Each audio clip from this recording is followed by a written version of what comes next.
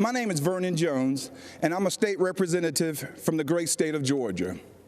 As you can see, I'm a man of color, and I'm a lifelong Democrat, too. You may be wondering, why is a lifelong Democrat speaking at the Republican National Convention? And that's a fair question, and here's your answer. The Democratic Party does not want black people to leave their mental plantation. We've been forced to be there for decades and generations. But I have news for Joe Biden. We are free. We are free people with free minds. And I'm part of a large and growing segment of the black community who are independent thinkers, and we believe that Donald Trump is the president that America needs to lead us forward. This is no time for sleeping in the basement. Joe Biden has had 47 years to produce results. But he's been all talk and no action, just like so many of the Democrats who've been making promises to the black voters for decades. We've been their captive audience. When President Trump sought to earn the black vote, the Democratic Party leaders went crazy. Nancy Pelosi and Chuck Schumer literally started wearing kente cloths around the U.S. Capitol, as if pandering were enough to keep us satisfied. Let me tell you why I'm supporting our president. I grew up in the South, in Laurel Hill, North Carolina, Scotland County, the Green Pond community to be exact. My parents, Robin and Rufus Jones, built with their own hands a 4-room cinder-block home with no indoor plumbing.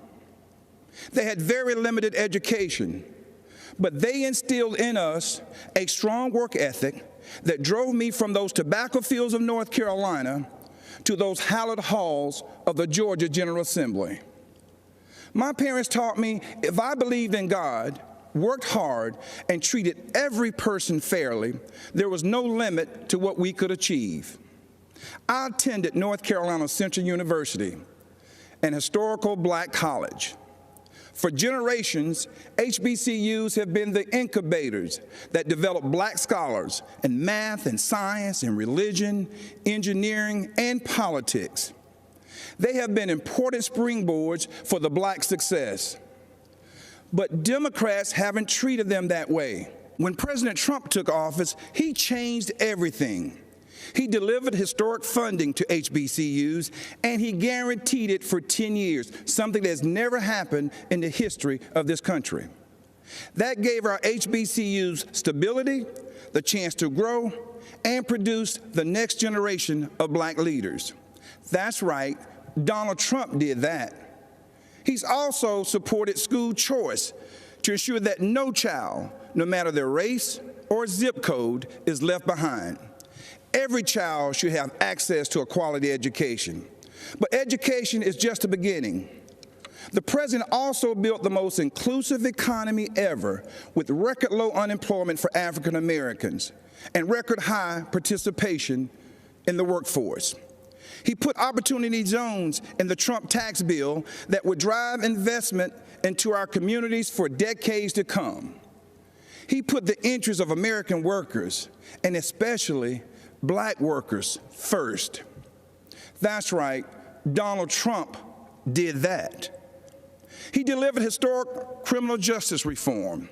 He ended once and for all the policy of incarceration of black people, which has decimated our communities, caused by no other than Joe Biden. Democrats wouldn't do it, Obama didn't want to do it, and Joe Biden and Kamala Harris definitely wouldn't do it. But Donald Trump did it. He's also working every day to make our communities safer. As a former executive of DeKalb County, Georgia, I directed one of the largest public safety departments in the Southeast. I've seen tragic shootings on both sides, officers killing citizens and citizens killing officers in the line of duty. Police officers are our fellow citizens. They live in our country. They have families too. They live in our communities. Unfortunately, Democrats have turned their backs on our brave police officers. They call it defunding. and it's a danger to our cities, our neighborhoods, and our children. Isn't it ironic that Democrat politicians have personal security to protect them?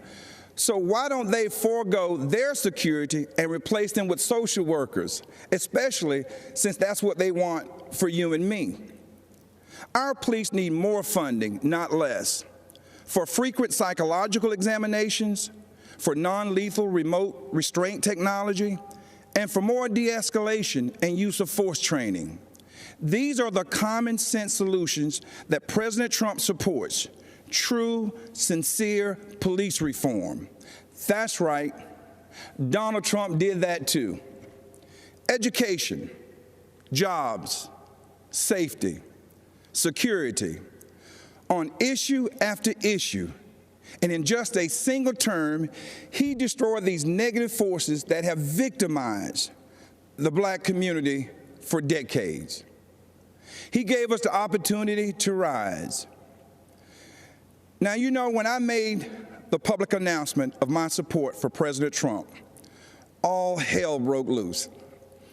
I was threatened, called an embarrassment, and asked to resign by my own party.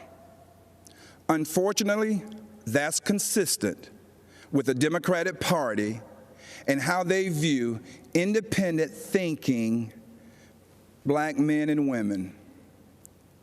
But I'm here to tell you that black voices are becoming more woke and louder than ever. The Democratic Party has become infected with a pandemic of intolerance, bigotry, socialism, anti-law enforcement bias, and a dangerous tolerance for people who attack others, destroy their property, and terrorize our own communities.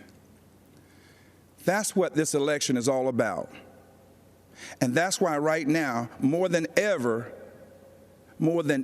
before, America needs Donald Trump in the Oval Office for another 4 years. God bless you, and vote Donald J. Trump.